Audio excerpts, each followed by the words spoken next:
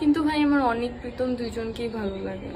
কোনো ব্যাপার না, তোর অনেক প্রীতম দুইজনকে ভালো লাগতেই পারে, এতে কিন্তু তোর দোষ নেই। এতে অনেক প্রীতম দুইজনের মধ্যে কারো দোষ, হয়তো অনেক পারফেক্ট না, নয়তো প্রীতম পারফেক্ট না, হইতেই পারে, এটা তোর কোনো দোষ না।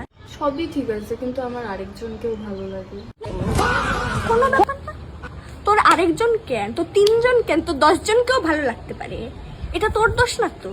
নিশ্চয়ই ওরা পারফেক্ট না, তোর জন্য ওরা পারফেক্ট না। 10 জন কেন, তুই 100 জনকে পছন্দ করবি, তাও কোনো ব্যাপার না, তুই ঠিক, তুই ঠিক।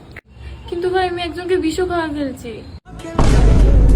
খাওয়াইতেই পারিস, খাওয়াইতে পারিস। নিশ্চয়ই তোর সাথে কোনো বাটপারি করছিল, নিশ্চয়ই বাটপারি করছিল, ওই জন্য তুই খাওয়াইছিস। ও তোর সামনে আসবে কেন, কিসের জন্য তোর সামনে আসবে? খাওয়াইছিস, তুই ভালো করছিস। কিন্তু ভাই আমি গয়না চুরি করে আবার বিক্রিও করে দিছি, এখন কি হবে? কোনো ব্যাপার না, তোর সামনে ওরা গয়না রাখবে কেন?